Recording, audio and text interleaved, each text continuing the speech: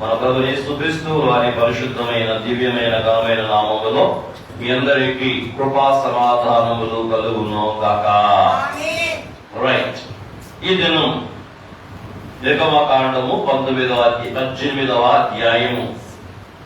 నేను ఈ యొక్క అధ్యాయాన్ని గురించి మీకు నేను క్లుప్తంగా హింసిస్ అంటే దాంట్లో ఉన్న సారాంశాన్ని అధ్యాయ విభజన చెప్పి ఈరోజు సందేశాన్ని మీకు ఇస్తారు. నిన్నటి దినమందు మనము రెఫదీములో దిగారు. ఎవరు? ఇజ్రాయేలీయులు. వీళ్ళ ప్రయాణం ఏమని చెప్పుకున్నాం మనం? నిజమే, అద్భుతము ఆశ్చర్యమే. ఎక్కడికి ప్రయాణం?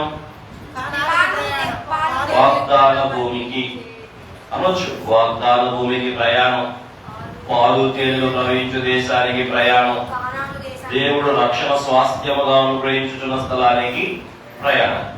మనతో పోల్చుకుంటే మనకేంటది? మనకే ప్రయాణం ఇది? నూతన యెరూషలేము ప్రయాణం, మోక్షమునకు ప్రయాణం.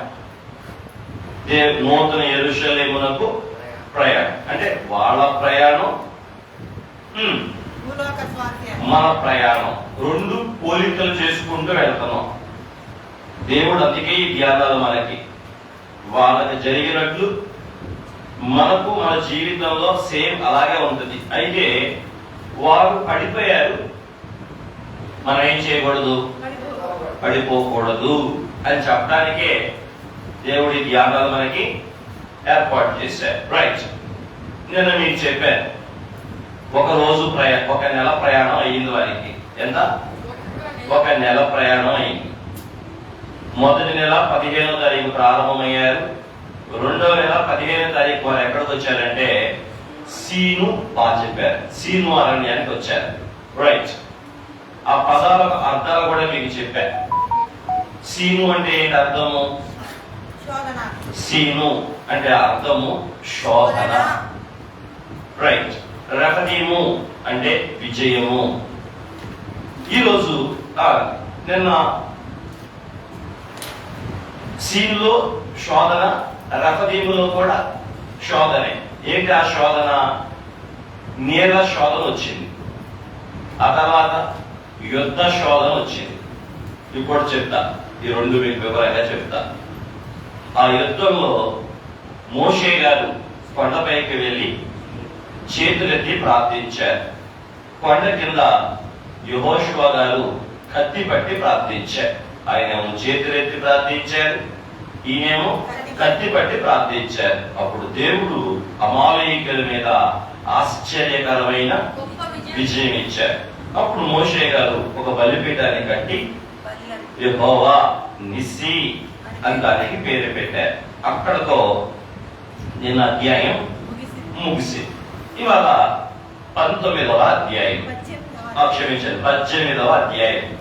నేను ఈ అధ్యాయం గురించి 5 నిమిషాల్లో మీకు ఫస్ట్ నుంచి లాస్ట్ వరకు ఉన్న విషయాలు చెప్పేసి ఈరోజు సందేశాన్ని మీకు ఇచ్చే ప్రయత్నం చేస్తారు.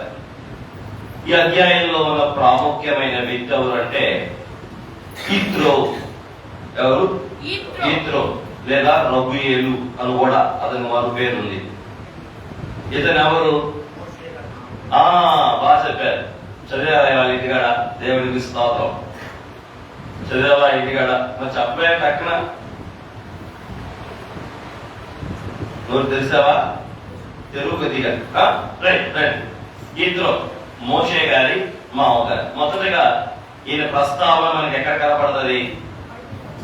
నిర్గమకాండం 3వ అధ్యాయంలో కనపడుతుంది. మోషే గారు ఒక ఐగుప్తీయుడిని చంపినప్పుడు రాజుకు తెలిసిద్దని చెప్పి భయపడి మిద్యానికి ఆయన పారిపోతాడు. అక్కడ ఒక అమ్మాయి మందలు మేపుచూ ఉంటే అక్కడ ఐగుప్తీయులు తన మందను తోలేస్తూ ఉంటే మోషే గారు వెళ్ళి ఆ మగవాళ్ళను తోలేసి వడివడిగా గొర్రెలకు నీళ్లు పెట్టాడు.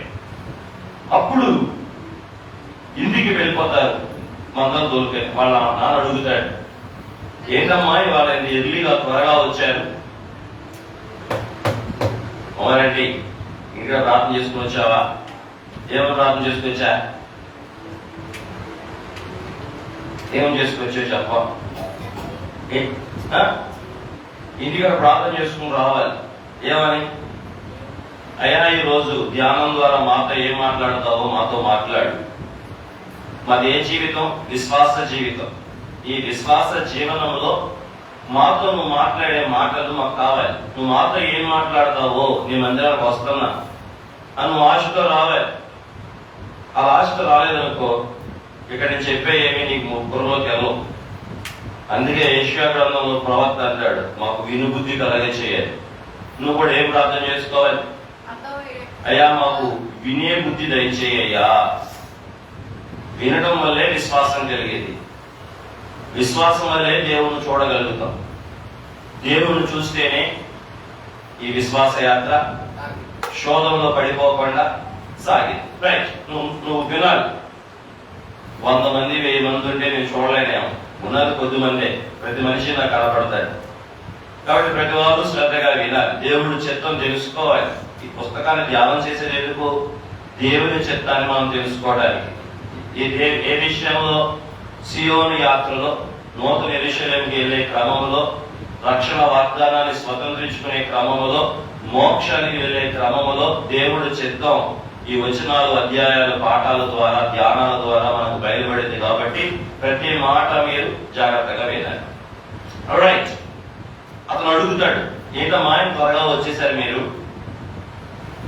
అయ్యా, ఒక హెబ్రీయుడు మాకు సాయం చేయడం వల్ల మేము త్వరగా వచ్చేసాం డాడీ అంటే, మరి ఎందుకని అతను ఇంటికి తీసుకురాలేదు, భోజనం తీసుకురండి అంటాడు.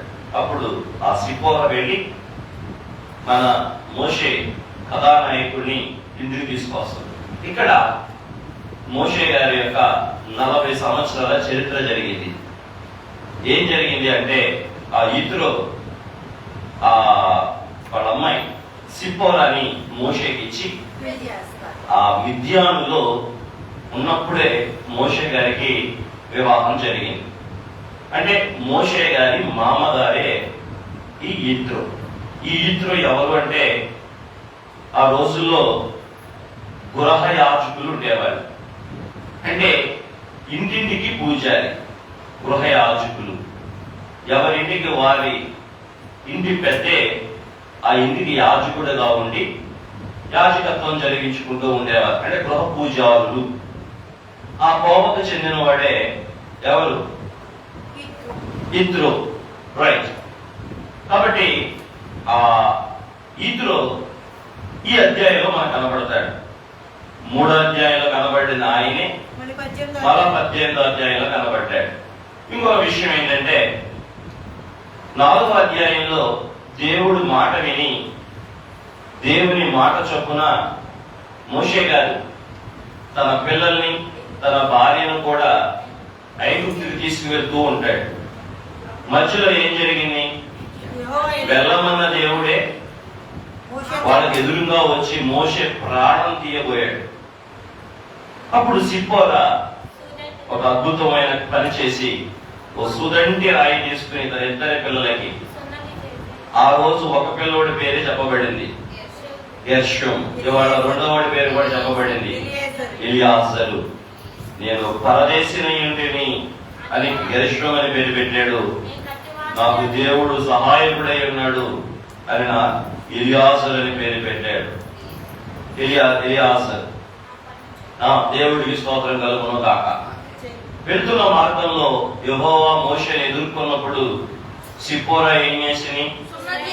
వెంటనే సుదంటి రాయి తీసుకుని, ఆ చరిత్ర కూడా మీకు గత కాలంలో చెప్పా.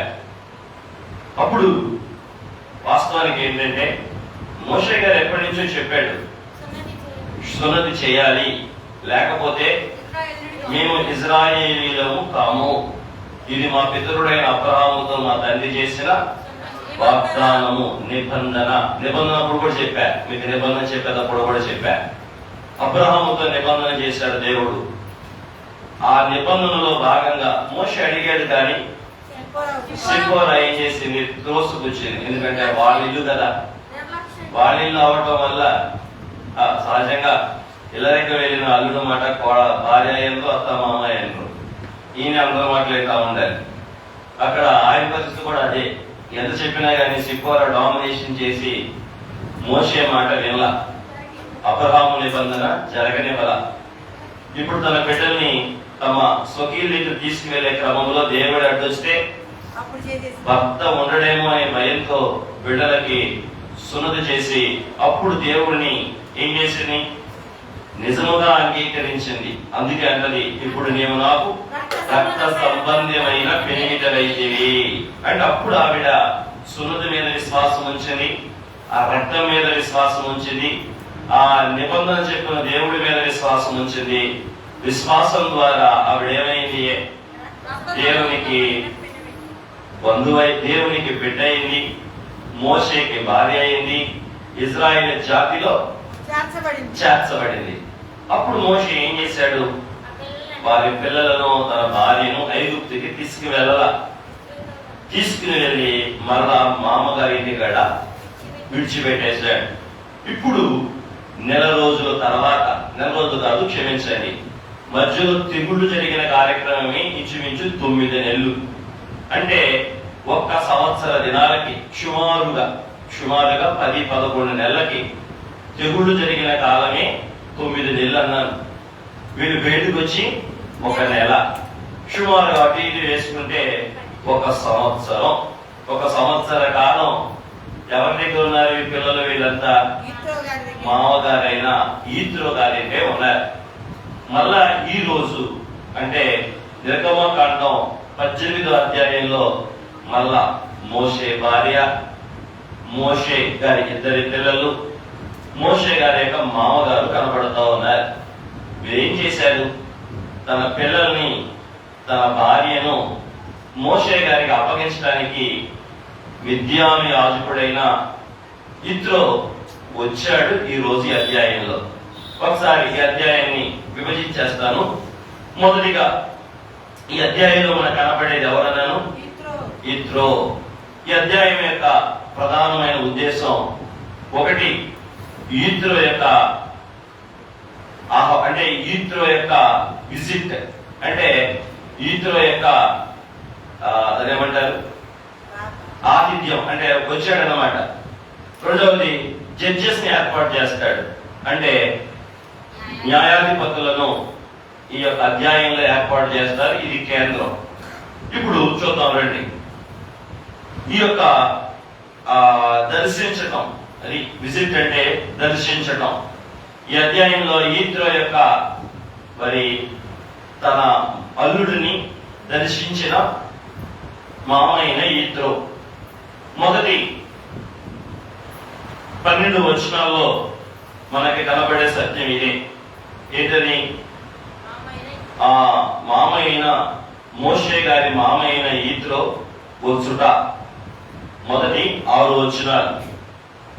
రెండవది, మామైన యిత్రోతో అల్లుడైన మోషే గారు మాటలు మామైన యిత్రో అల్లుడైన మోషే గారితో ఇదేం రాసుకోవచ్చు, అటు ఇటు రాసుకోవచ్చు, ఇటు రాసుకోవచ్చు.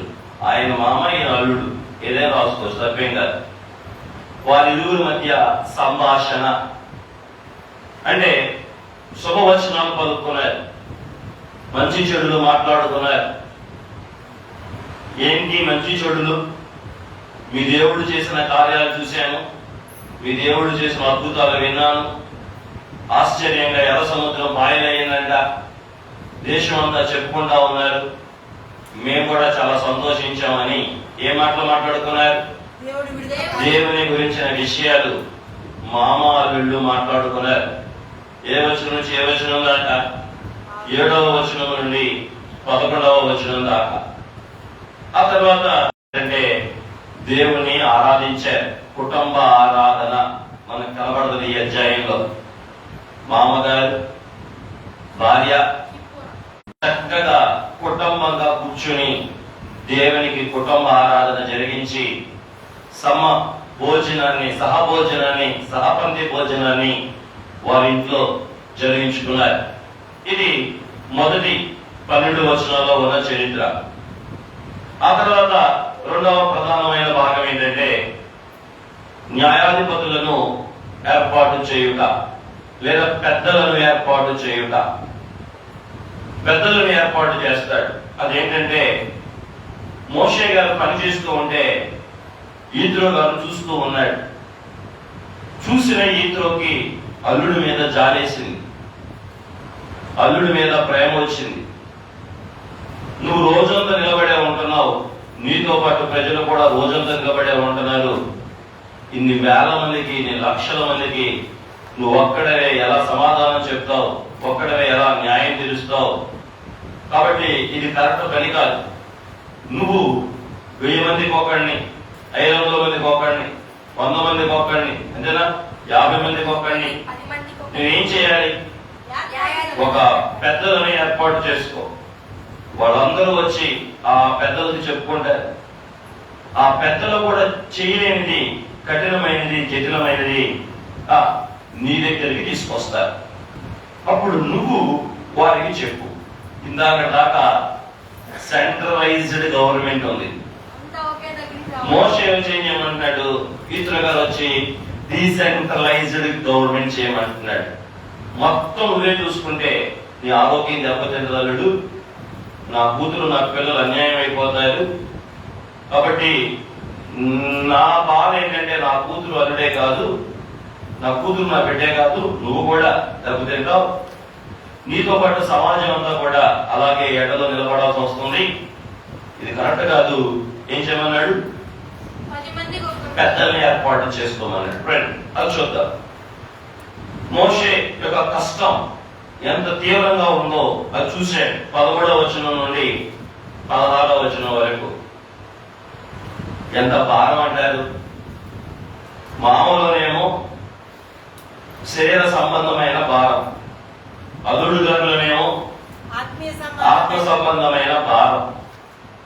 మోషే యొక్క బరువును చూస్తున్నాడు మామగారు. మోషే గారేమో దేవుని యొక్క భారాన్ని చూసి దేవుడి కొరకు పనిచేస్తా ఉన్నాడు. లేబర్ దేవుని కొరకు కష్టపడుతున్నారు. విచిత్రం ఏంటో చెప్పనా? అసలు ఎవరి దాకా మోషే గారు కూడా తెలియదు. ఏంటిది? ఆయన అంత పని చేస్తున్నాడు, ఆయన కష్టపడుతున్నాడు, అంత ఆరోగ్యం దెబ్బతింటది అని ఆలోచన రాదా అసలు? ఎండలో పని చేస్తున్నా, నిలబడి పని చేస్తా ఉన్నా, రోజంతా పని చేస్తా ఉన్నా, ఆయనకి ఏం రాలా? ఆలోచనే రాలా. ఇప్పుడు వచ్చింది. ఎవరు చెప్పడం వల్ల? మీకు తెలుసా? ఏదే తోటలో అవ్వ ఆదాము యుగయుగాలు తోటలో ఉన్నారు, కానీ ఆ పండు తినాలని ఎప్పుడు నాకు అనిపించిందా? ఎప్పుడు తినాలనిపించింది? కొత్త వ్యక్తి వచ్చి ఇది నిజమా ఏమన్నాడు అని అనగానే అమ్మ ఏం చేసింది? కొంత కలిపి చేసేసింది. కొంత కలిపి ఈ అధ్యాయంలో కూడా అదే జరిగింది. ఈ అధ్యాయంలో కూడా అదే జరిగింది. ఈ అధ్యాయంలో కూడా అదే జరిగింది. కొత్త వ్యక్తి వచ్చి, ఎవరో కొత్త వ్యక్తి, ఇద్దరు మామ వచ్చి అల్లుడు కష్టాన్ని చూసి, ఓ నా అల్లుడా, ఇంత కష్టం అయితే నువ్వు ప్రజలు జరిగిపోతారు నానా అని సామర్థ్యం కలిగిన వాడిని, దైవభక్తి కలిగిన వాడిని, లచ్చగొండి కాని వాడిని, సత్యాశక్తి కలిగిన వాడిని, మంచి మనుషుల్ని ఏర్పాటు చేసుకో, మంచి లీడర్షిప్, మంచి క్వాలిటీస్ ఉన్న లీడర్స్ ఏర్పాటు చేసుకో, నీ కింద పెట్టుకో అని చెప్పారు. రండి చూద్దాం, రండి చూద్దాం. వివరించన్నా కదా, ఊరిని నేను వివరించేస్తున్నా కదా, పాయింట్స్ చెప్తారండి, నేను వేరే చెప్పాలి మీకు. మొదటిగా మోషే గారి యొక్క కష్టం. 18వ అధ్యాయం 13వ వచనం నుండి 26వ వచనం వరకు. ఆ తర్వాత ఈత్రో యొక్క సలహా, ఈత్రో గారి యొక్క సలహా 17వ వచనం నుండి 23వ వచనం వరకు. ఈత్రో గారి సలహా ఏంటి? ఇప్పుడు మనం చెప్పుకున్నదే. ఈత్రో గారు ఆయనకి ఏం చేస్తారంటే సలహా ఇస్తాడు. ఆ తర్వాత మోషే గారు ఏం చేస్తారంటే ఈత్రో గారు చెప్పినట్టు ఆ సలహాని పాటిస్తాడు, ఆ సూచన పాటిస్తాడు. అయితే చివరికి మోషే ఒక అద్భుతమైన పని చేస్తాడు. బాబు, నువ్వు దండం, నువ్వు త్వరగా వెళ్ళిపోమని చెప్పి మామగారిని ఇంట్లో నుంచి పంపించేస్తాడు. మామగారిని అల్లుడు గారైన మోషే గారు తన ఇంటికి సాగనంపాడు. ఈ విషయంలో ఒక పెద్ద శోధన ఉంది. మీకు చెప్పే కదా, ఎక్కడి నుంచి ఎక్కడి దాకా శోధన కాలం, ఎక్కడి నుంచి ఎక్కడి దాకా శోధన కాలం. రపదీము నుండి సీనాయికి వెళ్లే వరకు మధ్యకాలం అంతా శోధన కాలం. ఇంకా ఇప్పుడు వీళ్ళు ఎక్కడున్నారు? మధ్యలోనే ఉన్నారు వీళ్ళు. ఇంకా ఎక్కడికి వెళ్ళాలా? సీనాయికి వెళ్ళాలా. ఈ అధ్యాయంలో కూడా పెద్ద శోధన ఉంది. ఏంటి ఆ శోధన? యిత్రో యొక్క సలహా మోషేకి పెద్ద శోధన. ఏంటి? యిత్రో గారి యొక్క సలహా మోషే గారికి పెద్ద శోధన. మీకు రాత్రి నేను నిన్న చెప్పిన వాక్యం మళ్ళా నేను వింటూ ఉంటే మీకు ఒక మాట నేను చెప్పాలా. నేను శోధన అంటున్నాను కానీ ఆ శోధన అంటే ఏంటో మీకు తెలుసో తెలియదో నాకు తెలియలే. తెలుసా మీకు శోధన అంటే ఏంటో? అంతే. శోధన అంటే పాపము చేయడానికి ప్రేరేపణ. శోధించబడటం తప్పు కాదు, ఆ శోధనలో పడిపోవటం తప్పు. అంతే శోధన అంటే ఈ టెంప్టేషన్ పీరియడ్ అనమాట. టెంప్టేషన్ అంటే తెలుసా? మీరు షుగర్ ఉన్న వాళ్ళు అనుకున్నాం, ఎవరైనా లడ్డూలు తింటా ఉంటే మీకు ఏమనిపించింది? టెంప్టేషన్. అదే శోధన. తినేయాలనిపించింది. తింటే ఏమవుతారు? తొందరగా పోతాం. శోధన అంటే ఇదే. అంటే అది తినకూడదు మనం, కానీ ఆ లడ్డులు ఏం చేస్తాయి, ఆ జాంగ్రీలు ఏం చేస్తాయి, ఆ జిలేబీలు ఏం చేస్తాయి, మనకి తినాలనిపించింది. శోధన. అలాగే ఉపవాసాలప్పుడు కూడా మనం ఉపవాసం ఉంటా ఉంటే ఆ రోజే మనకి సువాసనలు వస్తా ఉంటాయి. పక్కింటి వారు ఆ రోజే మంచి కూరలు తెచ్చుకుంటారు, మనమేమో ఉపవాసం కోరుకున్నాం. ఆ ఉపవాసం రోజే సువాసనలు వస్తా ఉంటాయి. ఆ వాసన చూడగానే, ఆ వాసన పేల్చగానే ఏమనిపిస్తా ఉంటది? తినకపోయినా తిన్నంతగా ఫీల్ అయిపోతాం. అదే ఏంటి? శోధన. అనవసరంగా ఉపవాసం ఉన్నాను, అసలు ఈ రోజే కేజీ మాంసం రేటు తగ్గిందంట, మొన్న దాకా 400, ఇవాళే 200 అయిందంట, 3 నెలల తర్వాత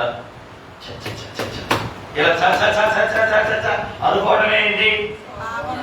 శోధన. ఆ తర్వాత ఆయన రాగానే ఏమో కేజీ మాసం ఇద్దరు మళ్ళీ రేపు మాసం రేటు తగ్గు, ఫ్రిడ్జ్ లో పెట్టి తిన్నాం అని తెచ్చేసుకుని ఫ్రిడ్జ్ లో ఉండే ప్రార్థన అయినా సాయంకాలం ఉడుగు తినేసావు. దేవుడి దగ్గరేమో ఉపవాసం అని చెప్పావు, ఇంటికి వెళ్ళి చేసావు. అంటే ఏమై ఆ చీలు మీకు శోధన అంటే ఏంటో అర్థం అవుతా చెప్తున్నా. ఎగ్జాంపుల్, తినను అని చెప్పి వ్రతం తీసుకున్నావు దేవుడి దగ్గర, కానీ వాసనలు వచ్చేసరికి, రేటు తగ్గేసరికి ఏం చేయాలనిపించింది? అలా తినాలనిపించడం, తెచ్చుకోవాలనిపించడం, వండుకోవాలనిపించడం, ఇదంతా ఏంటంటే శోధన. అనిపించడం తప్ప పాస్టర్ అయ్యారు, వాసన వస్తుందిగా. అనిపించడం తప్పు అంటే అనిపించడం తప్పు కాదు. మరి ఏంటి తప్పు? ఆ శోధించబడిన దాని ప్రకారం చేయడం తప్పు. స్వీట్లు తినాలనిపించడం అక్కడ తప్పేం కాదు. స్వీట్లు తింటే షుగర్ పెరిగింది, ప్రమాదం. అట్లాగే ఈ ఆత్మీయ జీవితంలో ప్రతిరోజు కూడా మనకి శోధన వచ్చింది. ఏంటి శోధన? పాపం చేయడానికి శోధన. 2, తిరిగి ఐగుప్తుకి వెళ్ళిపోయేటట్టు చేయడానికి శోధన. అంటే ఏంటంటే విడిచి వచ్చిన దాన్ని మరలా చేసేటట్టుగా చేయడానికి శోధన అవుతాయి. మనం ఏం విడిచి వచ్చాం? ఇంతకు ముందు ఫస్ట్ మనమే బాగా ప్రేమించుకుంటాం, ఒకటి. రెండోది, మన ఇంటి వారిని బాగా ప్రేమించుకుంటాం. ఇదే మన పాత జీవితంలో ఉండే పెద్ద తప్పు. మొదటగా మనల్ని బాగా ప్రేమించుకుంటాం.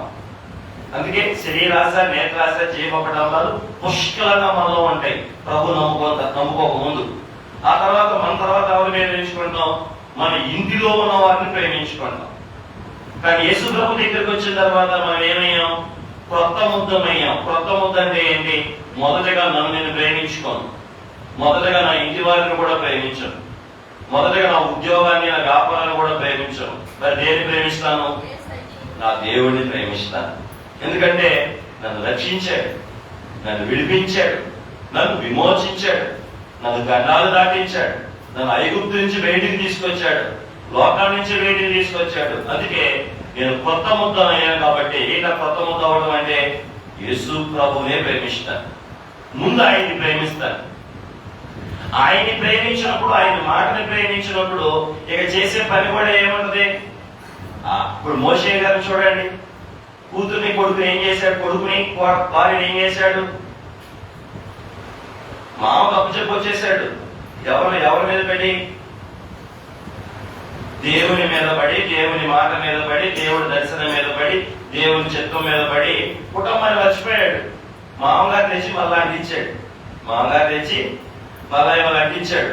ఇవాళ అంటించి ఒక సలహా చెప్పి వెళ్ళాడు. ఎందుకంటే కొంచెం అప్పుడప్పుడు మా అమ్మాయిని చూసుకుంటా ఉండేగా, అప్పుడప్పుడు మా మనవాళ్ళని కూడా చూసుకుంటా ఉండే. అస్తమానం సేవ అని పడి చెప్పే దేవుడు అని పడి, సేవ అని పడి కుటుంబాన్ని మర్చిపోమాకయ్యా. మరి అస్తమానం నువ్వే చేయాల్సి వస్తే నీ భార్య ఏమైపోతుంది, నీ పిల్లలు ఏమైపోతారు, కొంచెం అని ఒక శోధన పెట్టి వెళ్ళాడు. ఆ శోధన చెప్పడానికి ఏదన్నా చెప్పుకోవచ్చా? ఇప్పుడు మీకు అర్థమైందా? శోధన అంటే అర్థమైందా? ఇప్పుడు ఏంటి శోధన అంటే? పాపములో పడవేసే సాధనం, మళ్ళా వెనక స్థితికి తీసుకెళ్లిపోయే ప్రేరేపణలు, టెంప్టేషన్స్ అంటారు ఇంగ్లీష్ లో. ప్రేరేపణలు. ఆ ప్రేరేపణను మనకు వచ్చినప్పుడు దాన్ని అదుపు చేసుకోవడానికి సాధనం ఏం చెప్పాను రాత్రి? బహిరంగ దృష్ట్యా, విశ్వాస దృష్ట్యా. వచ్చిన ప్రేరేపణను అదుపు చేసుకోవడానికి, చంపుకోవడానికి బహిరంగ దృష్టి కావాలా, విశ్వాస దృష్టి కావాలా? విశ్వాస దృష్టి కావాలి అమ్మా. విశ్వాస దృష్టి కావాలి, విశ్వాస అంతరంగం కావాలి. అప్పుడు ఏం చేయలేం ఇవి వచ్చిన శోధనని. వద్దు డాడీ, నో డాడీ, బేబీ ఇటు, వద్దు డాడీ, వద్దు బేబీ, వద్దు మమ్మీ. ఏం చూస్తే? నీ కన్ను దేవుడిని చూస్తే, నీ కన్ను దేవుని మహిమ సదుపాయాన్ని చూస్తే, అంటే కన్ను అంటే విశ్వాసం. అప్పుడు నువ్వేమంటావు? అగో నీ మాట నేను ఎన్నో, ఎవరి మాట వింటాను? నేను దేవుని మాట వింటాను అని అంటాం. అదే విశ్వాస దృష్టి లేకపోతే సరే, అప్పుడు పడిపోతా. వెనకాల ఏముంది? మళ్ళీ ఫరో ఉన్నాడు, ఫరో దాసత్వం ఉంది, అక్కడ సమాధులు రెడీగా ఉన్నాయి. ఫరో చేసే పని దాసత్వం, ఆ తర్వాత సమాధులు. అక్కడ తీసుకువెళ్ళిపోవటానికి మనకి ఏమొస్తా ఉంటాయి? మధ్య మధ్యలో శోధనలు వస్తా ఉంటాయి. ఆ టైంలోనే మనం ఏం చేయాలి? ఆ టైంలో మనం ఏం చేయాలంటే విశ్వాసంతో శోధనలు. రైట్. ఈ రోజు పాఠంలో కూడా వినండి, ఒకసారి వినండి. ఈ రోజు 18వ అధ్యాయంలో కూడా ఒక శోధ శోధన ఉంది ఏంటి? 18వ అధ్యాయంలో కూడా పెద్ద శోధన. ఎవరికి? దైవజనుడైన మోషే గారికి. ఏంటి శోధన అంటే? దేవుడి మాట వినాలా, మామగారి మాట వినాలా? మీరు చెప్పండి. దేవుడి మాట వినాలా, మామగారి మాట వినాలా? దేవుడితో మోషేకి ఉన్న బంధం ఎలాంటిది? దేవుడితో మోషేకి ఉన్న సంబంధం ఎలాంటిది? దేవుడికి మోషేకి మధ్య ఉన్న రిలేషన్ ఎటువంటిది? మీరు గమనిస్తే అహరోనుతో మిరియాముతో అంటాడు, మీరు ఎవరితో పెట్టుకున్నారు తెలుసా? ప్రవక్తతో కాదు, ప్రవక్త కంటే కూడా గొప్పవాడితో పెట్టుకున్నారు. సంఖ్యాకాండం 12 అధ్యాయాలు అంటారు ఆయన. మీరు ఎవరితో పెట్టుకున్నారు? నేను ఒకవేళ ప్రవక్తలతో మాట్లాడితే కలలోనూ దర్శనంలోనూ వారితో మాట్లాడా, కానీ మోషేతో నేను ముఖాముఖిగా మాట్లాడాను. అతనితో నా మీరు వాదం పెట్టుకునేది, అతను నా మీరు అపార్థం చేసుకునేది, అతను నా మీరు విమర్శించేది అని ఎవరు వచ్చి కలగజేసుకున్నారు? దేవుడే వచ్చి అహరోను మిరియాములతో మాట్లాడాడు. జాగ్రత్త, మీ తమ్ముడు అని చెప్పి చులకనగా చేసుకుంటారేమో. అతను ఎవరో తెలుసా? నాతో ముఖాముఖి సంబంధం కలిగిన వాడు. ఎవరు? ఇటువంటి సంబంధం, ఇటువంటి రిలేషన్ ఉన్న మోషే దగ్గరికి ఎవరు వచ్చారు? మామగారు వచ్చి ఏం చెప్తున్నాడు? అల్లుడో ఎంత కష్టపడుతున్న వాళ్ళుడో, ఎంత బాధపడుతున్న వాళ్ళుడో బాగుంది. దేవుడికి మహిమ కలుగును గాక, ప్రభుకి మహిమ కలుగును గాక అన్నాడు. మీరు చెప్పాలి, మోషే యొక్క బాగోగులు దేవుడికి బాగా తెలుసా, మామయ్య ఈతులకు బాగా తెలుసా? దేవుడికే బాగా తెలుసు. చెప్పరు ఒకసారి. దేవుడికే బాగా తెలుసు. అమ్మా, పిలిచిన దేవుడికి మోషే గురించి బాగా తెలుసా? ఆ చూడటానికి వచ్చిన మామగారికి బాగా తెలుసా? మోషేకి రెస్టే అవసరమైతే దేవుడే చెప్పడా? మోషేకి చెప్తాడా? చెప్పడా? అందుకే ఇక్కడ ఈత్రో సలహా మోషేకి అనవసరం. ఏంటి ఈ అధ్యాయంలో ఈత్రో సలహా మోషేకి అనవసరం. ఎందుకని? మోషేకి రెస్ట్ అవసరమైతే దేవుడే స్వయంగా నేరుగా ఎవరితో మాట్లాడతాడు? రైట్. మీరు గమనిస్తే ద్వితీయోపదేశ కాండంలో మరి ఈ యొక్క ద్వితీయోపదేశ కాండంలో మనకి 1వ అధ్యాయం 9 నుంచి 18లో ఈ యొక్క ప్రత్యేకమైన ఏర్పాటు ఎన్నికని మోషే గారు పెట్టారు కాబట్టి దేవుడు సమర్థించడం. నేను ఆల్రెడీ ఇది ఆల్రెడీ దేవుడి ఉద్దేశంలో ఉంది. ఇది ఆల్రెడీ దేవుడి ఉద్దేశంలో ఏది 70 మంది పెద్దలు ఏర్పాటు చేయాలనేది ఆల్రెడీ దేవుడి మనసులో. ఎందుకంటే నిన్న రఫదీములో దేవుడు ఏమని చెప్పాడు? నువ్వు పెద్దలను తీసుకుని వచ్చి బోరే బండ ముందు నిలబడు అన్నాడు. అంటే ఆల్రెడీ దేవుడు మనసులో ఉంది ఇది. కానీ ఎప్పుడు పెడతాడు ఇలా? అది నోట్లో చక్క చెప్పావు. సమయం వచ్చినప్పుడు దేవుడికి సమయం రావాలి. ఆయన నిర్ణయించిన సమయం మనం అనేసుకుంటే ఏది జరగదు. ఎప్పుడు జరిగింది? ఆయన సమయం వచ్చినప్పుడే ఆయన నిర్ణయం. మన మధ్యలో మనం ముందు నిర్ణయం చేసుకోవచ్చు. అడగాలి కదా ఆయన్ని. అడగాల వద్దా? మోషే అడగాల వద్దా? ఎన్ని అడిగాడు మోషే? ఎన్ని అడిగాడు? ఇది అడిగాడా? ఇది అడగల. ఏం చేసేసాడు? మహంగా చెప్పగానే ఏర్పాటు చేశాడు. అర్థమైంది. పెట్టేశాక అర్థమైంది. అర్థమై ఏం చేశాడు? నువ్వు ఇంటికి వెళ్ళిపోమావా, ఇక నా దగ్గర నువ్వు అంటే త్వరగా తెలిసేసుకున్నాడు. త్వరగా తెలిసేసుకున్నాడు. అమ్మో, ఒక మహం ఉంటే ఇక తన కుటుంబంలో కలిపేస్తాడు. దేవుడు పరిచర్యలో కంటే ఇక మామని టాటా అని చెప్పి ఏం చేశాడు? మామని చివరికి ఈ క్రమంలో ఈ శోధని మోషే గారు ఏం చేశాడు? గెలిచాడు. దేవుడికి మహిమ కలుగును కాక. ఇది క్లుప్తంగా. ఇందులో చాలా మంచి పాఠాలు ఉన్నాయి. మరి మోషే గారు మామగారు వచ్చినప్పుడు చక్కని వందనంతో ఏం చేస్తాడు? ముద్దు పెట్టి సాధారణంగా ఆహ్వానిస్తాడు. మోషే గారి మామగారేమో అల్లుడి దేవుడు గొప్ప చేశాడు. అల్లుడిని దేవుడు ఏం చేశాడు? హైలైట్ చేశాడు. ఎంత హైలైట్ చేశాడు? ఐగుప్తీయులు భయపడి తెచ్చేటట్టు చేశాడు. ఇజ్రాయేలీయులు గౌరవించేటట్టు చేశాడు. సర్వ ప్రపంచం మోషేకి భయపడేటట్టు చేశాడు. ఎవరు చూసి? ఎవరు చేశారు ఇట్లా?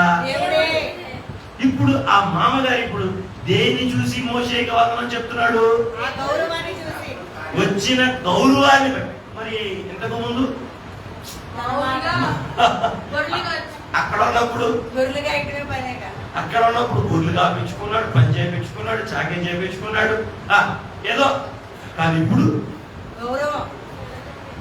వచ్చిన గౌరవాన్ని బట్టి, భౌతిక గొప్పతనాన్ని బట్టి ఇద్దరు గారు వందనాలు చేశారు. కానీ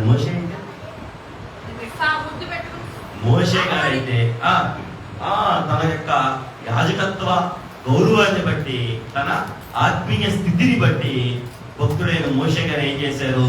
మామగారికి మరణాత వందనాలు చెప్పి సాధారణంగా తన ఇంటిలోనికి ఆహ్వానించాడు. దేవుడికి మహిమ కలుగును కాక. అట్లాగే మన ఆత్మీయ జీవితంలో కుటుంబాల్లో మనకు కూడా ఎలాంటి బంధాలు సంబంధాలు ఉండాలి? మామగారు 5 ఎకరాలు ఇస్తే మర్నాథ్ మామగారు 50 రూపాయలు కూడా ఏమి ఇవ్వకపోతే 10కి మళ్ళీ మామగారు. ఇది ఈత్ర విధానం. గొప్పోడయ్యాడు కాబట్టి ఏం చేస్తున్నాడు? వందనాలు చెప్తున్నాడు. కానీ మోషేకి ఎట్లా చెప్తున్నాడు? ఆత్మీయంగా ఆ దేవుడిని బట్టి, ఆధ్యాత్మిక స్థితిని బట్టి ఏం చేస్తున్నాడు? మామగారికి సాధారణంగా పెంచుకుంటూ ఉన్నాడు. మరి మనం కూడా ఇద్దరులాగా ఉండాలి, మోషే గారి లాగా ఉండాలి. అంటే ఏంటి? వాడి పదవిని బట్టో, వాడి ఘనతను బట్టో, వాడి అధికారాన్ని బట్టో కాదు. కానీ మరి ఎట్లా ఉండాలి? దేవుని యొక్క మనసును బట్టి, ఆత్మీయ స్థితిని బట్టి, దేవుని యొక్క గొప్పతనాన్ని బట్టి ఎదుటి వారిని ఎప్పుడు మన వాక్యం ఏం చెప్పింది?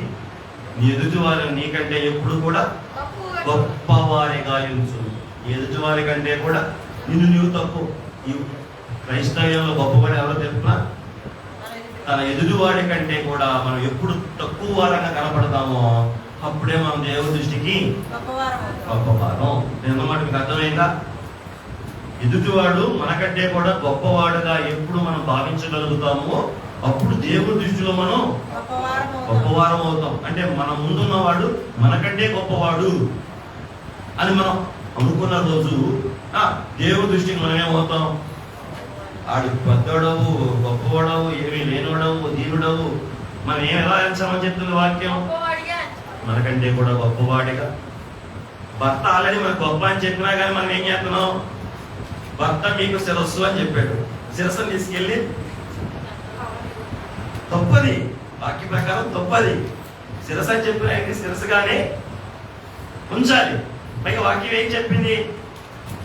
నీకు ఏమీ కాని వారిని ఎదురుగా ఉన్నా కూడా నీకంటే గొప్పవారిగా ఎంచమని చెప్తుంది. ఆ మంచి క్రమం ఎక్కడ కనపడింది మనకి? మరి ఇవాళ మోషే ఎంత గొప్పవాడు చెప్పండి. ఇవాళ మోషే ఎంత గొప్పవాడు? ప్రపంచం మోషేకి వణుకుతుంది. అలాంటప్పుడు ఈత్రో మామకి సలాం చేయాల్సిన పని ఉందా? ఉందా? సాధారణంగా ఆహ్వానించాల్సిన పని ఉందా? చెప్పలే, ఉందా? ఇప్పుడు మోషే స్టార్. దేవుడు ఏం చేశాడు? మోషేని ఒక తార్ లాగా మార్చేశాడు. అటువంటి టైంలో మామ ఒకప్పుడు కూడా సరిగ్గా మరి ఆ మామని ఇవాళ ఏం చేయాలి? మోషే తనలో ఉన్న ఆత్మీయ స్థితిని బట్టి వచ్చిన వానికి ఏం చేశాడు? ముద్దు పెట్టి ప్రేమతో లోపలికి ఆహ్వానించాడు. ఈ విధమైనటువంటి ప్రేమ బంధం, గౌరవ బంధం కుటుంబ వ్యవస్థలో దేవుని సంఘం తప్పనిసరిగా కలిగి ఉండాలి అనడానికి మోషే గారి అధ్యాయంలో గొప్ప మాదిరి. దేవుడికి స్తోత్రం. ఇలా నేను చెప్తా ఉంటే ఇవాళ 18వ అధ్యాయం మీద మీకు ప్రసంగం చెప్తా. కానీ వాస్తవానికి నేను ఏం చెప్పాలనుకున్నానో ఇప్పుడు చెప్పే ప్రయత్నం చేస్తా. రండి.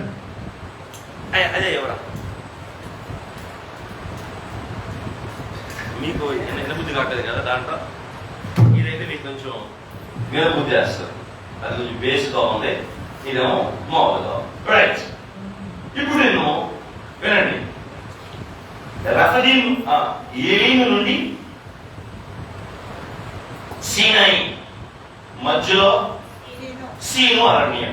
ఈ అరణ్యంలో ఏముంటది అని రాత్రి చెప్పా.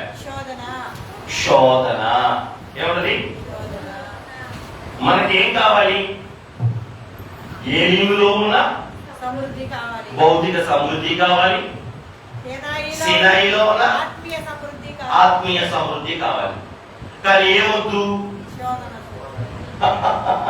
మధ్యలో ఉన్న శోధన వద్దు, మధ్యలో ఉన్న పరీక్ష వద్దయ్యా. మాకేం కావాలి? ప్రారంభంలో ఉన్న సమృద్ధి కావాలి, ముగింపులో ఉన్న విషయాన్ని కూడా కావాలి. కానీ ఏమొద్దు మాకు? కష్టాలొద్దు, పరీక్షలొద్దు, శోధనలు మాకొద్దు. మరి దేవుడి చిత్తం ఇదేనా? ఇది మీరు బాగా తెలుసుకోవాలి. ఇది కాదు. మరి దేవుడి చిత్రం ఏంటి? నువ్వు శోధించబడి, నువ్వు పరీక్షించబడి, నువ్వు సువర్ణముగా మార్చబడి సియోనికి వెళ్ళాలి, సీనాయికి వెళ్ళాలి. ఇది దైవ మార్గములో దైవ చిత్తం, ఆత్మీయ క్రమం. ఏంటి? దైవ మార్గములో దేవుని చిత్తం, ఆత్మ క్రమం, ఆత్మీయ క్రమం. అంటే దేవుడు దగ్గర ఉన్న ఆ మోక్షం మనకు ఓరకనే రాదు. లలితా జవహర్ అంటాడుగా, డబ్బులు ఎవరికి రావు, ఊరికే రావు. ఏమంటాడు?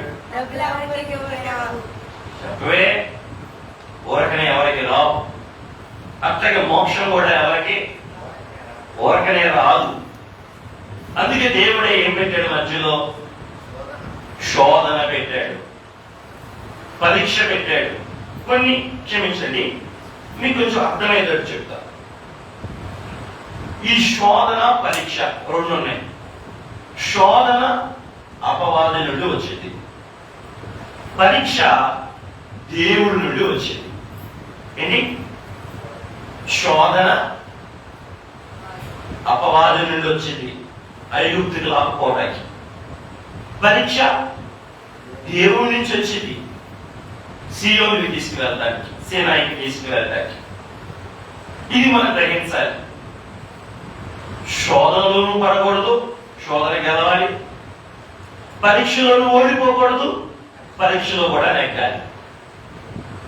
ఈ సీను అరణ్యంలో మనకు ఉన్న ఈ శోధన కాలం ఎప్పటి నుంచి అప్పటిదాకా, నీవు రక్షించబడిన నాటి నుండి ప్రభు మేఘం వచ్చేదాకా.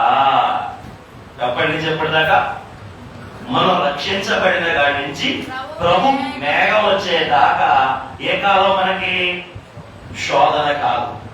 ఈ శోధన కాలం ఎలా గెలవాలో మనం రాత్రి చెప్పుకున్నాం. ఇప్పుడు నేర్చుకున్నాగా, శోధన లేకుండా, పరీక్ష లేకుండా. అందుకే అయ్యగారు మన మీద ఇద్దరు కన్నులు ఉన్నాయి. ఇద్దరంటే ముగ్గురు కన్నులు ఉన్నాయి. ఒకటి దేవుని కన్ను, రెండు అపవాది కన్ను, మూడు లోకం కన్ను. ఏంటి? మన మీద దేవుని కన్ను ఉంది, దేవుడు చూస్తున్నాడు. రెండు అపవాది కన్ను ఉంది, అపవాది కూడా చూస్తున్నాడు. మూడు లోకం కన్ను ఉంది, లోకం కూడా చూస్తుంది. మీరు చూడండి, ఈ ఎలీము నుండి ఈ సీనాయికి మధ్యలో ఈ ముగ్గురు ఉంటారు. దేవుడు మేఘంలో ఉన్నాడు, దేవుడు ఆహార ధాన్యం ద్వారా వారి దగ్గరికి వచ్చాడు, దేవుడు పంటలో నుండి మధుర జలంగా వారి మధ్యకి వచ్చాడు. వచ్చాడా? దేవుడు ఉన్నాడు. దేవుడి కన్ను వారి మీద ఉంది. అట్లాగే అపవాది కన్ను కూడా వారి మీద ఉంది. ఎట్లాగంటే దేవుడు పెట్టేదాకా ఆపకుండా, దేవుడు పెట్టేదాకా ఆపకుండా, దేవుడు పెట్టేదాని కోసం ఆపకుండా. ఈ మాట మీరు బాగా అర్థం చేసుకోవాలి. దేవుడు పెట్టేదాకా ఆపకుండా. రెండోది, దేవుడు పెట్టేదాని కోసం ఆపకుండా. నా భాష అర్థమైందా? పెట్టే ఆహారం కోసం ఆపకుండా. మధ్యలో వీళ్ళు ఏమడిగారు? ఓ కొత్త ఆహారం అడిగారు. అది వీళ్ళు కొత్త ఆహారం అడిగారు. ఈ కొత్త ఆహారం అడిగించింది ఎవరు? పాప నైజం అంటే అపవాది. ఆ తర్వాత బాగా చూడండి, మిమ్మల్ని అడుగుతా, వీళ్ళ మీద మేఘం ఉందా? అంటే దేవుడు మేఘంలో వారి తోడుగా ఉండి నేనిచ్చాడా? ఇచ్చాడా? ఇవ్వలేదా? ఎక్కడి నుంచి నేరుగా వస్తున్నాడు కదా? అక్కడి నుంచి, సముద్రం ముందు నుంచే కదా. సుక్కోతు నుండే, ఏతాము నుండే అనేవాడు. షూరులో ఉన్నాడు, సుక్కోతులో ఉన్నాడు, ఏతాములో ఉన్నాడు, మారాలో ఉన్నాడు. ఎట్లా? మేఘములో ఉన్నాడు. వాడు చూస్తున్నారో చూడలేదా? మేఘములో నడుస్తులేదా? నడుస్తున్నారు. Very good. 16వ అధ్యాయంలో సీను అరణ్యానికి వచ్చినాక వాళ్ళు అడిగారు. సరే చెప్పి దేవుడు ఏం చేశాడు? వాళ్ళకి ఆకాశ ధాన్యాన్ని కురిపించాడు. ఏంటి ఆకాశ ధాన్యం అంటే? మన్నా. దేవదూతలు తినే ఆహారాన్ని వాళ్ళకి ఇచ్చాడు. అంటే ఆకాశ ధాన్యం అంటే ఆ రూపంలో దేవుడు ఎక్కడికి వచ్చాడు? వాళ్ళ మధ్యలోకి వచ్చాడా? ఇందులో ఏముంది? ఆకాశ ధాన్యం అంటే మేఘం కిందేమో నడిపింపు ఉంది, ఈ ఆహారంలోనేమో తోడు జీవం ఉంది. ఆ తర్వాత 17వ వచనంలో ఏమన్నా పడింది? రాయబడింది. ఏంటిది? యెహోవా మాట చొప్పున. అంటే రెఫదీములకు రమ్మని చెప్పింది ఎవరు? దేవుడి మాట. అంటే దేవుడి మాట కూడా వాళ్ళకి తోడుగా. అంటే ఇక్కడ 3 తోడుగా ఉన్నాయి. 1 మేఘం, 2 దేవుడి సన్నిధి, 3 దేవుని మాట. ఈ 3 తోడుగా ఉన్నప్పుడు వాళ్ళకి దాహం వేయొచ్చా? వాళ్ళకి దాహం వేయొచ్చా? వాళ్ళకి దాహం వేయొచ్చా? వింటున్నమాట. ఎవరెవరు తోడుగా ఉన్నారు? దేవుని మేఘం తోడుగా ఉంది, దేవుడి సన్నిధి తోడుగా ఉంది, దేవుని మాట కూడా వాళ్ళకు తోడుగా ఉంది. ఈ 3 వారికి తోడుగా ఉన్నప్పుడు వారికి ఆకలి వేయచ్చా? ఆ దాహం వేయచ్చా? కానీ ఇక్కడ వారికి దాహం వేసింది. ఎవరిని బట్టి దాహం వేసింది? వాస్తవానికి ఇక్కడ దాహం ఎవరంటే వాళ్ళ పిల్లలు, వాళ్ళ పశువులు. ఏంటి? వారి పిల్లలు, వారి పశువులు. ఏంటి వీళ్ళకి ఈ దాహానికి కారణం? దేవుడు ఇచ్చేదా కాకుండా, దేవుడు ఇచ్చే ఆహారం కోసం కాకుండా వారే ఒక ఆహారం అడిగారు. ఆ ఆహారం ఏంటి? మాంసాహారం. ఆ మాంసాహారాన్ని అంటే వారి ఇష్టాన్ని బట్టి అడిగారు, దేవుడు వారికి ఇచ్చాడు. దాన్ని బట్టి వారికి ఏమొచ్చింది? దాహం వచ్చింది. అంటే ఏమీ లేదండి, దేవుడు ఇచ్చిన దాన్ని బట్టి మనం సరిపెట్టుకుంటే ఈ లోకంలో మనకు దాహాలు ఉండవు. ఈ దాహం వారి శరీరంలో వచ్చింది. అది చెప్పడానికి చెప్తున్నాను. ఈ దాహం దేంట్లో నుంచి వచ్చింది? వారి శరీరమును బట్టి వచ్చింది. ఆ శరీరం మాంసం తినడం వల్ల, ఆ మాంసాహారం తీసుకోవడం వల్ల ఆ శరీరంలో వచ్చిన శరీర ఆశ, శరీర దాహం. అంటే అపవాది కన్ను కూడా వీరి మీద. ఇంకొంచెం ముందుకెళ్తే అమాలేకీయులు అని వచ్చారు. ఎవరి అమాలేకీయులు? శరీరానుసారులు, అలాగే లోకానుసారులు. అంటే ఇజ్రాయేలు కాని వేరేవారు. ఇది లోకం. వాళ్ళు కూడా వీళ్ళు ఏం చేస్తున్నారు? చూస్తూ ఉన్నారు. అందుకే వారి మీద యుద్ధం చేయడానికి వచ్చారు. అంటే ఏ కన్ను ఉంది? ఈరోజు మన మీద కూడా దేవుని కన్ను ఉంది, అపవాది కన్ను ఉంది, లోకం కన్ను కూడా ఉంది. కనుక మనం ఎలా ఉండాలి? జాగ్రత్తగా, విశ్వాసం కలిగి జాగ్రత్తగా. ఎక్కడి నుంచి ఎక్కడికి వెళ్ళేదాకా? రక్షించబడిన కాడి నుండి ప్రభు మేఘ వచ్చి మేఘం ఎక్కేదాకా ఈ 3 కన్నులు మన మీదే ఉంటాయి. అపవాదేమో వెనక్కి లక్కెళ్ళిపోవడానికి, లోకమేమో దానిలో కలిపేసుకోవడానికి, దేవుడేమో తనతో కూడా మేఘం తీసుకెళ్ళడానికి.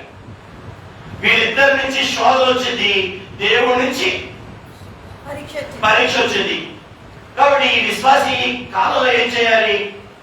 శోధనలు వచ్చినప్పుడు శోధనలు జయించాలి, పరీక్షలు వచ్చినప్పుడు పరీక్షలు నెగ్గాలి, పరిపూర్ణం అవడానికి, అధిక నీతి, దైవ నీతిని సంపాదించుకోవడానికి. కానీ ఇవి నాకు ఏమి వద్దండి, నాకు ఆరంభం కావాలి, నాకు ముగింపు కావాలి, అంటే నాకు రక్షణ కావాలి, నాకు మహిమ కావాలి. కానీ నాకేమొద్దు, మధ్యలో ఉన్నవేమి జరగదు. దేవుని క్రమం ఏంటంటే శోధన పరీక్షల గుండా నేను తీసుకెళ్తాడు. ఇదే మార్గం, చుట్టూ మార్గం. అదే షార్ట్ కట్. ఏంటి చెప్తా? అట్లా నువ్వు రక్షించబడి అట్లా నువ్వు మేఘం వెళ్ళిపోవడం షార్ట్ కట్. అట్లా నువ్వు రక్షించబడి అట్లా నువ్వు మేఘం వెళ్ళిపోవడం అంటే తప్పిపోయిన దొంగలాగా. తప్పిపోయిన దొంగ ఏమయ్యాడు? అట్లా పాపం చేశాడా? యేసు నీవు ఈ రాజ్యంతో వచ్చినప్పుడు నన్ను వెంటనే ఏమన్నాడు? అవును, ఇద్దరు కన్ను మూశారు. ఇద్దరు ఎక్కడికి వెళ్ళారు? పరదేశంకి వెళ్ళాడు. ఏమొచ్చింది దొంగకి? మోక్షం వచ్చింది, రక్షణ వచ్చింది. మరి అంతస్తు అంతస్తు అంతస్తు లేదు. మోక్షంలో అంతస్తులు ఉన్నాయి, మోక్షంలో తరగతులు ఉన్నాయి. 7 తరగతులు ఉన్నవి. నీది ఏ తరగతులు ఇక్కడే తెలుసుకొనుము అని రాశారు. కీడు మాని మంచి చేసిన కింది తరగతి అయినా నీకు దొరుకునేమో అని రాశారు. నరుని మీద వరుని మీద ప్రేమ ఉన్న వరుడున్న పై తరగతికే చేరుదు అని రాశారు. బహుశా ఈ దొంగ ఏ తరగతికి వెళ్ళి ఉంటాడు? కీడు మాని అప్పుడే మంచి చేశాడు. ఏంటా మంచి? యేసు ప్రభు నమ్ముకోవడమే మంచి. కాబట్టి కింద తరగతికి వెళ్ళి ఉంటాడు. కానీ పరలోకంలో ఎన్ని తరగతులు ఉన్నాయి? 7 తరగతులు ఉన్నాయి. పై తరగతి ఏంటి? వరుడిని నరుడిని ప్రేమించిన వ్యక్తి ఎక్కడికి వెళ్తాడు? పై తరగతికి వెళ్తాడు. అంటే ఈ శోధన కాలంలో ఏమి నిర్ణయించబడింది? ఈ పరీక్ష కాలంలో ఏమి నిర్ణయించబడింది? అంతస్తు. శోధన లేకపోతే, పరీక్ష లేకపోతే మనకేమి రాదు? పై తరగతికి మనం వెళ్ళే అవకాశం ఉన్న ఫలంగా మనల్ని మోక్షంలోకి తీసుకెళ్ళిపోతే, ప్రభుని అలా నమ్ముకుని అలా మోక్షంలోకి వెళ్ళిపోతే, మోక్షంలోకి వెళ్ళిన భాగ్యం రక్షణ భాగ్యమే ఉంటది. కానీ మోక్షంలో ఉన్న అంతస్తులు ప్రియాంక వద్దా నీకేం అంతస్తు? ఏదో వీటిలో బాబు ఆ కారణాలు స్త్రీ రొట్టె ముక్కించినట్టు నన్ను దేవుడు ఏదో ఒక మూల పడేస్తే చాలే. అమ్మా ఏం కావాలి? కావాలా? కావాలా వద్దా? ఒక దాంట్లో గారెలు, ఒక బొట్లో చేపకాయలు, ఒక బొట్లో చాక్లెట్లు, ఒక బొట్లో చాక్లెట్లు, ఒక బొట్లో 5 పైసలు పిల్లలు పడేశారు. మీరేం కోరుకుంటారు? కోరుకోండి అంటే మీరేం కోరుకుంటారు? ఒక బొట్లో వజ్రం కూడా పడేశారు. ఒక బొట్లో 5 పైసల బిల్ల ఉందా? ఒక బొట్లో ఆశా చాక్లెట్లు ఉన్నాయి, ఒక బొట్లో చేతంకాయలు ఉన్నాయి, ఒక బొట్లో గాలులు ఉన్నాయి, ఒక బొట్లో వజ్రం ఉంది. అది ఏదో ఒకటి పాదిలో ఏదైతే ఏమైంది? 5 పైసలు తీసుకుంటారా? ఎవరు చేతంకాయ సరిపెట్టుకుంటారా? ఎవరైనా ఆశా జాకెట్లో సరిపెట్టుకుంటారా? మరి గాలిని సరిపెట్టుకుంటారా? మరి ఏం కావాలి? ఏ భూలోకంలో ఇంత వివరంగా చెప్తే మీకు 5 పైసలు వస్తున్నాయినా నాకు పై తరగతినే కావాలంటున్నారు. మరి పరలోకంలో కూడా 7 తరగతులు ఉన్నాయి. లక్ష్మి అంటే కీడు మాని మంచి చేస్తే కింద తరగతి వచ్చింది. ఆఖరి తరగతి 7వ తరగతి. ఏం చేస్తే? కీడు మాని మంచి చేస్తే. కీడు మాత్రం అంటే ఏంటి? పాత జీవితంలో బ్రతికిన పాత బతుకంతా మానేసి యేసు నమ్ముకుని బతికితే కింద తరగతి వచ్చింది. కేవలం హాని లేని రక్షణ. ఏంటి హాని లేని రక్షణ అంటే ఏంటి? అగ్నిలోకి వెళ్ళని రక్షణ మాత్రమే దొరికింది. కానీ పరలోకంలో ఇంకా గొప్ప అనుభవాలు ఉన్నాయి. అందులో పెద్ద అనుభవం ఏంటంటే వరుడి ప్రక్కన కూర్చునే స్థితి, వరుడితో ఉండే స్థితి, వరుడికి వధువుగా ఉండే స్థితి. అది పై తరగతి. ఈ పై తరగతికి ఎవరెంతగా చెప్పాడు ప్రభు? జయించిన వారిని నాతో కూడా తండ్రి సింహాసనం మీద కూర్చుండెత్తును అన్నాడు. ఏమి జయించిన వాడిని? శోధనలు జయించిన వారిని, శ్రమలు జయించిన వారిని, పరీక్షలు గెలిచిన వారిని నాతో కూడా నా తండ్రి సింహాసనం మీద. అంటే పై తరగతి. వరుని మీద ప్రేమ అంటే ఎవరు వరుడు? నిన్ను ఐగుప్తు నుంచి విడిపించిన వాడు, ఎర్ర సముద్రం దాటించిన వాడు, అవసరమైనవని నీకు ఇచ్చిన వాడు. ఆ వరుడి మీదే ఫస్ట్ ప్రేమ ఉంచి నీ జీవితాన్ని ఆయనకి బెస్ట్ గా నువ్వు ఇచ్చేస్తే నీకు ఏ అంతస్తు? ఆ అంతస్తు నిర్ణయించేది ఏ కాలం? ఏ కాలం? ఈ శోధన కాలం. ఏ కాలం? రక్షించబడిన కాడి నుంచి ప్రభు వచ్చేదాకా మధ్యలో ఉన్న శోధన కాలమే నీ పరలోకములో నీ అంతస్తుని నిర్ణయించేది. నేను రక్షించబడిపోయాను ఇంకా నాకేంటని చెప్పి నిర్లక్ష్యంగా ఉండి ప్రతి శోధనలో పడిపోయి ప్రతి పరీక్షలో ఫెయిల్ అవుతూ ఉన్నాం అనుకోండి, అంతే పైన అంతస్తు కోల్పోయి ఆన్లైన్ రక్షణలో మిగిలిపోతాం. అందుకే పై అంతస్తుకు మనం వెళ్ళాలంటే బహిరంగ దృష్టి ఉండకూడదు, అంతరంగ దృష్టి, విశ్వాస జీవనం మన అలవాటు అని నేను చెప్పా. అర్థమైందా? పాఠం అర్థమైందా? ఇప్పుడు మనం ఏ కాలంలో ఉన్నాం? ఇది కావాలా వద్దా? ముగింపు ఆరంభం ముగింపే కావాలా? ముగింపు అంటే ఆరంభం అంటే రక్షణ, ముగింపు అంటే మేఘనెక్కడం. ఇదే కావాలా? మధ్యలో కూడా కావాలా? నాకు మధ్యలో వద్దునైనా ఆరంభం ముగింపే కావాలంటే ఏమున్నది? హాని లేని రక్షణ ఏముండదు, కానీ అంతస్తు ఉండదు. అంతస్తు కోసం దేవుడు మనం ప్రేమించి ఎక్కడ పెట్టాడు? శోధన పరీక్ష కాలంలో పెట్టాడు. ఇప్పుడు ఆయన సహాయంతో మనం ఏం చేయాలి? దేవుడికి కృష్ణ రాసుకో. ఇప్పుడు శోధన కాలం అని చెప్పి మిమ్మల్ని భయపెట్టారా? భయపడమాకండి. ఈ శోధన కాలంలోనే దేవుడు మీకు మహిమ సదుపాయాలను కూడా ఏర్పాటు చేశాడు. ఇది మన సందేశం. ఇది చెప్పాలనుకునే ఇప్పుడు ప్రయత్నం చేశా, అన్ని చెప్పుకుంటా వచ్చా. శోధన కాలంలో శోధనతో పాటు, శోధన కాలంలో పరీక్షలతో పాటు ఆయన మీకు మహిమ సదుపాయాలు కూడా ఏర్పాటు చేశాడు. ఇది మహిమ సదుపాయాలు దేనికి? దేనికి?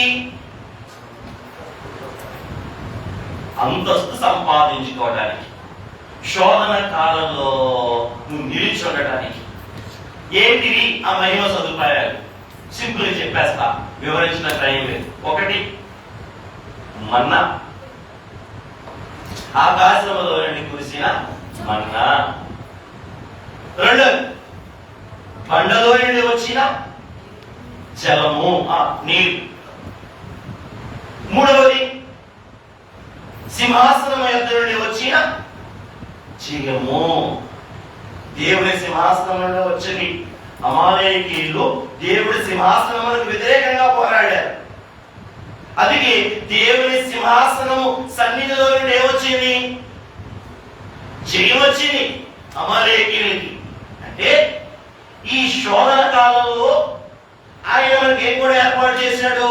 మహిమ సదుపాయాలు కూడా ఏర్పాటు చేశాడు. నువ్వేం దిగులు పడాల్సిన అవసరం. ఆల్రెడీ బహిరంగ సమృద్ధి మనకు ఉంది. దాంతో పాటు మధ్యలో ఏమున్నాయి? మహిమ సదుపాయాలు కూడా ఉన్నాయి.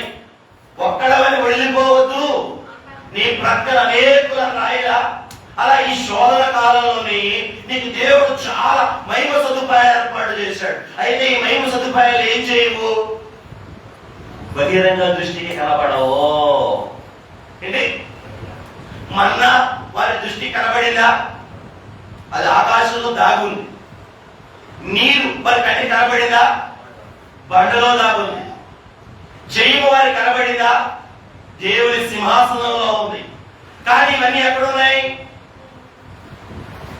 వారి దారిలోనే దేవుడు వారి కొరకు ముందే ఉంచాడు. మహిమ సదుపాయాలని దేవుడు ముందే ఉంచాడు. ఉంచి ఎందుకు చూపించలేదు?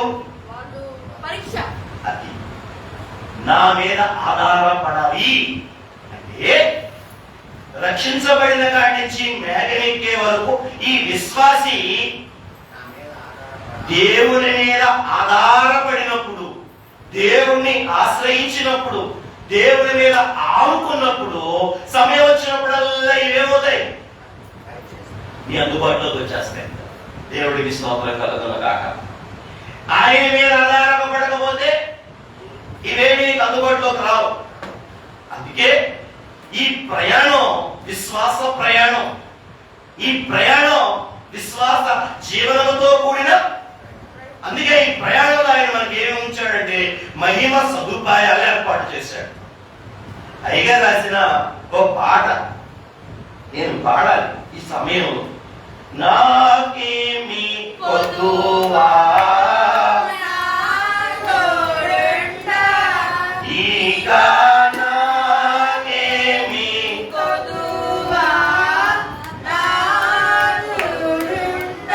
శ్రీకరుండము దేవుడేనా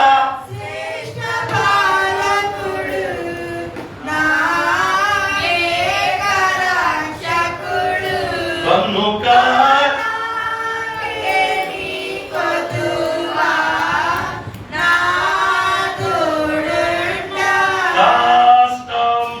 కష్టంబులనోచి కటిలోయాలు స్పష్టముగా కన సౌఖ్యమును నా దృష్టికి చూపి నా కనుక నాకేమి కొదువా పగవారల్సే పడునాటుగా జగతి ఎరుగని సౌఖ్య భోజన మకు పరచుచున్ ఆ తగినది పెట్టున్ కనుక నాకేమి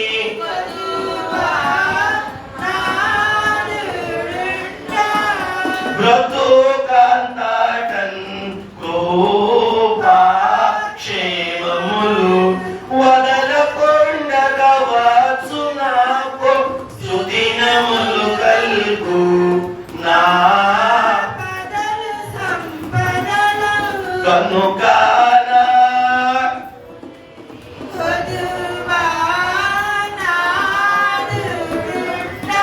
అలాగే 11 అంటారు పలు విధములైన భాగ్యములతో.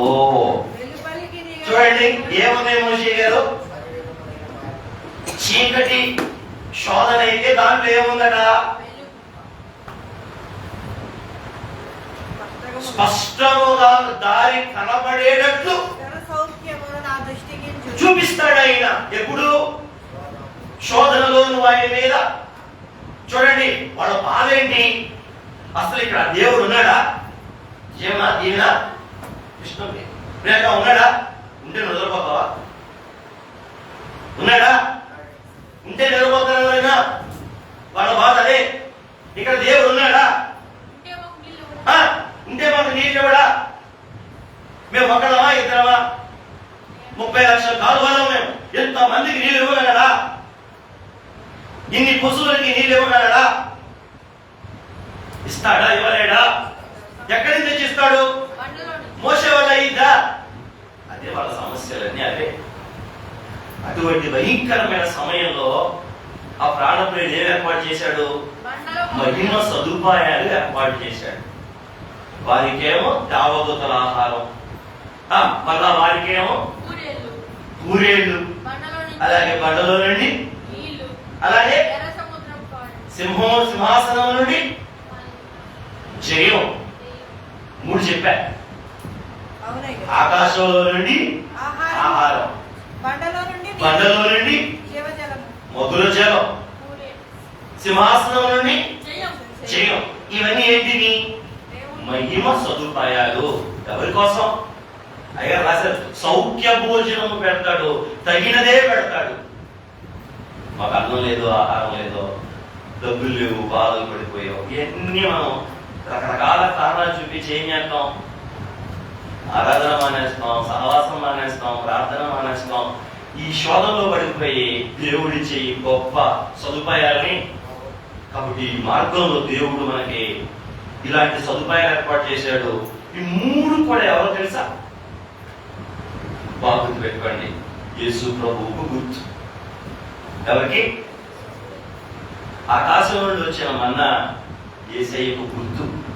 రేపు చెప్తా ఇంకా వివరంగా మీకు కావాలండి. యేసయ్య కూడా ఆకాశం నుంచి వచ్చాడు, పరలోకం నుండి. మన్నా కూడా ఎక్కడి నుంచి వచ్చింది, మన్నా కూడా దేవుడు పంపిస్తే వచ్చింది. యేసు ప్రభువు వారు కూడా దేవుడు పంపిస్తేనే వచ్చారు. మన్నా దేవుడు ఆజ్ఞ నెరవేర్చింది, యేసయ్య గారు కూడా దేవుడు ఆజ్ఞ నెరవేర్చారు. దేవుడు ఆజ్ఞని మన్నా వారికి జీవాహారం అయింది. యేసు ప్రభువు వారు కూడా మనకి అంతే కదా, అరణ్యంలో వారు మన్నాతిని కూడా చనిపోయారు, కానీ నన్ను తిని త్రాగువాడు నిత్య జీవం కలవాడు అని చెప్పారు. రెండవది బండ. ఈ బండ కూడా ఎవరు గుర్తు? కొరింథీయులకు రాసిన పత్రిక 10వ అధ్యాయం ప్రకారం ఈ బండ కూడా యేసుక్రీస్తు ప్రభుల వారికే గుర్తు. వారు ఒక్క బండలోని పానము చేసి ఆ బండే క్రీస్తు అన్నాడు. ఊరకనే ఒక్క నిమిషం ఉంది, ఒక్క వచనం చదవండి. ఆ బండలో నుంచి ఎన్ని నీళ్ళు వచ్చినాయి అంటారు? ఊరకనే మీరు ఊహించండి, ఊహించి చెప్పండి. బండలో నుంచి ఎన్ని నీళ్ళు వచ్చుంటాయో? లక్ష్మి అండి, ఆ బండలో నుంచి ఎన్ని నీళ్ళు వచ్చుంటాయి ఒకసారి చూస్తారా? కీర్తన గ్రంథము 78వ కీర్తన 15-16 వచనాలు ఒక్కసారి చదవండి, అందరూ చదవండి. 76వ దావీదు కీర్తన, అది ఆసాము గారు రాశారే. 78వ కీర్తన 15-16 వచనాలు. అరణ్యములో ఆయన బండను చీల్చి ఒకటి సముద్రమంత సమృద్ధిగా వారికి నీరు త్రాగనిచ్చెను. ఆయన బండలో నుండి నీటి కాలువలు రప్పించెను, నదుల వలె నీళ్లు ప్రవహింపజేసెను. బండను కొడితే బండలో ఎన్ని నీళ్లు? 2 అలంకారాలు చెప్పాడు అక్కడ, 2 యాడ్వర్బ్స్ వాడాడు అక్కడ. ఒకటి సముద్రం అంతా, 2 నదులంతా. అంటే ఒక బండలో నుండి బండ ఎంతుంది? ఒక చిన్న బండ. మీకు చెప్పాను కదా ముందు పాపం గురించి చెప్పేటప్పుడు, ఇసుక కంటే ఇటుక బరువా, ఇటుక కంటే బండ బరువా, బండ కంటే కొండ బరువా, కొండ కంటే పర్వతం బరువా. ఇక్కడ వచ్చింది బండ. ఆ బండను కొడితే ఆ బండలో నుంచి ఏమొచ్చినాయంట? ఏ స్థాయిలో వచ్చినాయి? ఈ బండ యేసుక్రీస్తు ప్రభుల వారి యొక్క శిలువ వేదకు సాదృశ్యంగా ఉంది. ఇక్కడ మీకు మర్మం చెప్పనా? మొక్క మార దగ్గర చెట్టును చూపించి నీడలో వేశారు. అప్పుడు ప్రజలందరూ నీడ దగ్గర వచ్చారు. ఇక్కడ బండను చూపించి బండను కొడితే బండలో నుంచి వచ్చే నీళ్లను బట్టి ప్రజల దగ్గరికి నీళ్లు వచ్చాయి. దేవుడికి మహిమ కలుగును గాక. పైనేమో 15వ అధ్యాయంలోనేమో చెట్టును చూపిస్తే ప్రజలు నీళ్ళ దగ్గరకు వచ్చారు. ఈ అధ్యాయంలోనేమో నీళ్ళే వీళ్ళ దగ్గరకు వచ్చేసాయి. అంటే యేసు రక్తం. పాత నిబంధనలోనేమో ప్రజలు ప్రభు దగ్గరికి వెళ్ళారు. కొత్త నిబంధనలోనేమో ప్రభువే రక్త ప్రవాహంగా, ఆత్మ ప్రవాహంగా, ప్రేమ ప్రవాహంగా చెప్పే మన దగ్గరకు వచ్చేసారు. ఎందుకు? ఈ శోధన కాలాన్ని, ఈ పరీక్ష కాలాన్ని దాటించి జయమించి ముగింపులో ఉన్న ఆ మహిమ సదుపాయాల దగ్గరికి. కాబట్టి ఈ రోజు మనం ఏం చేయాలి? 3 ఏం చెప్పాను? సింహాసనం. ఆ సింహాసనం నుంచి ఏమొచ్చింది? జయం. యెహోవా నిస్సీ. ఆ కొండ మీదకు మోషే వెళ్ళారు. అక్కడ ప్రార్థన చేస్తూ ఉండగా దేవుడి సింహాసనం దగ్గర మోషే ఉన్నాడు, కొండ కింద యెహోషువ ఉన్నాడు. పైన ప్రార్థన, కింద కత్తికి కుదిరించింది. సాయంకాలం దాకా పోరాడే సామర్థ్యం ఇచ్చింది. ఆ దెబ్బతో అమాలేకులు పారిపోయారు. కారణం సింహాసనంలో ఏమొచ్చింది? దేవుని సహాయ సహకారాలు వచ్చి అమాలేకుల మీద జీవించింది. దేవుడు అన్యాయస్తుడా? చెప్పే, దేవుడు అన్యాయస్తుడా? శోధనలో వదిలేస్తాడా? పరీక్షలో పెట్టి నేను వదిలేస్తాడా? ఆయన ఎటువంటి వాడు? శోధన తప్పించుకునే మార్గం కూడా నీకు చెప్తాడు. పరీక్షలో నెగ్గడానికి నీకు సహాయం కూడా అనడానికి ఈ మార్గంలో ఉన్న మహిమ సదుపాయాలు. ఆ సదుపాయాలు మనం స్వాధీనం చేసుకోవాలంటే మనం ఏం కలిగి ఉండాలి? విశ్వాసం. ఎవరి మీద?